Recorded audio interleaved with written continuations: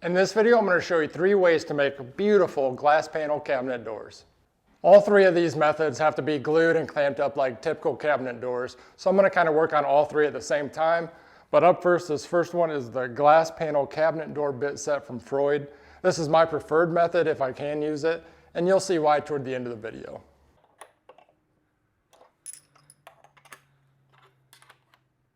I'm going to run my pieces through just like you would with any typical tongue and groove router bit set that you use with a router table.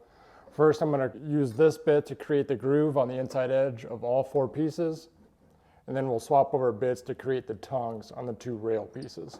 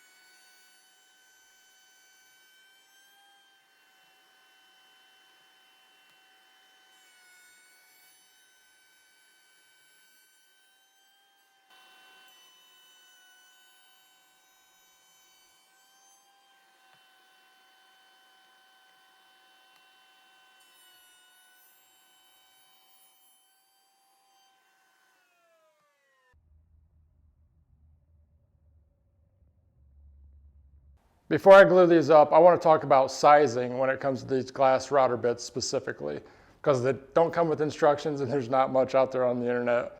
So the styles are easy. They're just whatever size you need the door to be. You can choose your width, of course, but we need to know what length we need to cut these rail pieces to, because you're going to have to add the length of your tongues that go into this piece. So for this glass router bit, the tongue length on those is 5/8 of an inch on each end. So for example, let's say my opening here is 10 3/4 of an inch, final opening size. We're gonna have to add 5/8 and add 5/8 for a total of 1 1/4. So 10 3/4 plus 1 1/4, I actually cut these pieces at 12 inches. Now, just like any typical cabinet door, I'm just going to add glue to these tongues and then get them clamped up to dry.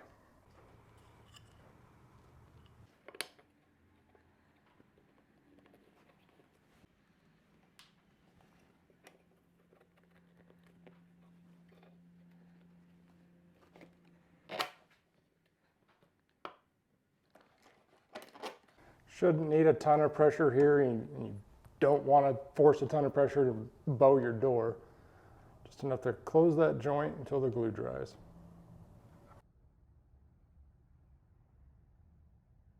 Now for this next example, let's say you don't want to buy this special glass router bit set, but you do have other tongue and groove router bit sets that you can use. Maybe an OG profile, just a square tongue and groove, or a shaker style. So we can go ahead and still use these same bits. We're going to go through the exact same process we just did. And for this example here, I'm just going to use the shaker profile.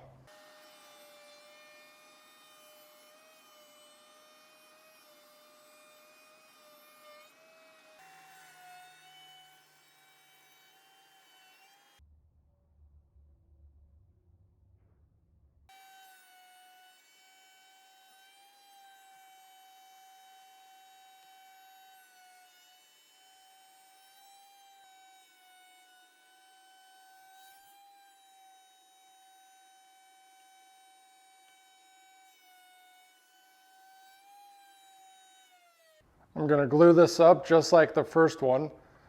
Now with a typical cabinet door, this is where we would put our wood panel inside the grooves here and clamp it up with the wood panel inside of it. And you don't necessarily want to do that with glass. I mean, I guess you could. But for one thing, we have a 1/4 inch groove here, and typically you're going to want to use 1/8 inch thick glass. So our groove would be way too sloppy for that.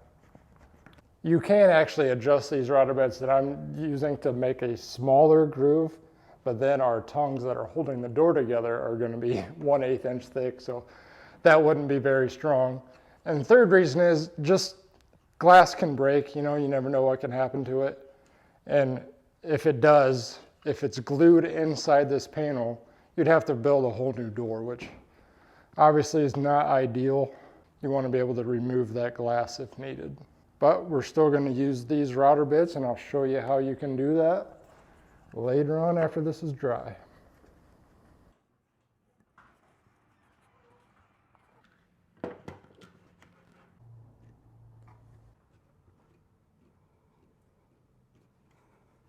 All right, for those first two examples, we used the router table. So let's say you don't have a router table or don't have the bits, and you still want to make some glass cabinet doors. So on this third example, we just need to attach our pieces together somehow, however you want. You can use biscuits, lamello, domino. And for this example, I'm going to use probably the cheapest thing you could possibly use, which is dowels.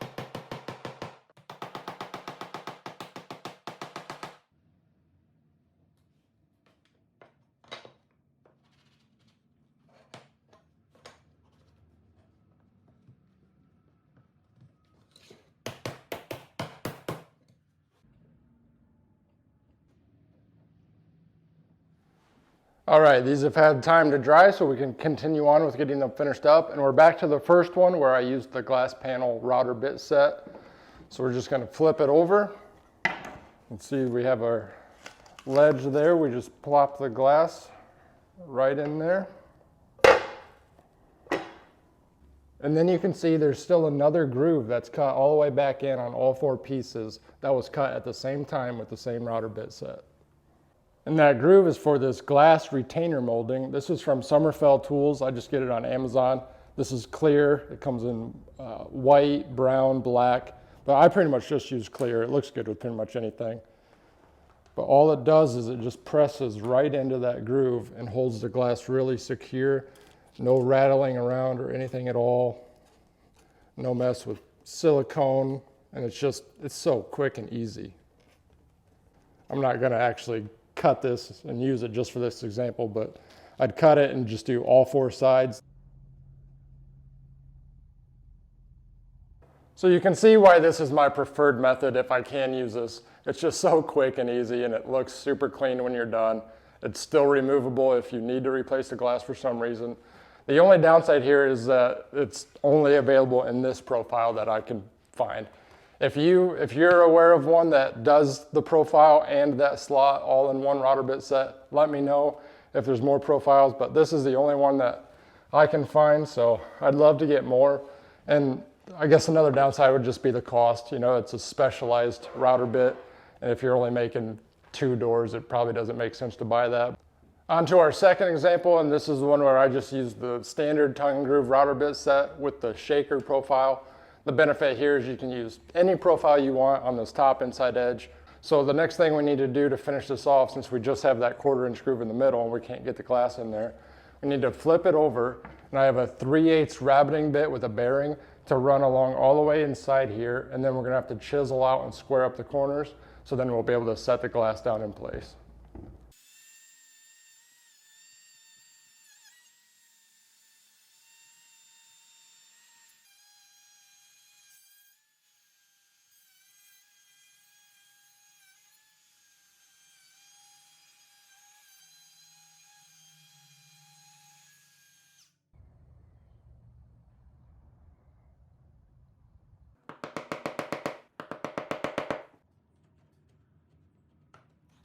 All right, I didn't have my router bearing set right at the start, so I boogered it up here, but that's my fault. But our glass can just plop right down in there now. Before I talk about getting this glass secured in here, I'm going to go ahead and move on to the third example. And this is the one where we just glued the 4 pieces together, didn't have to use the router table at all. But this process is going to be the same way. I'm going to use the 3/8 rabbiting router bit, run it along here, and since I have to go a lot deeper here because we have no groove or nothing already, I'm going to take it in multiple passes and basically do the same exact thing I just did there.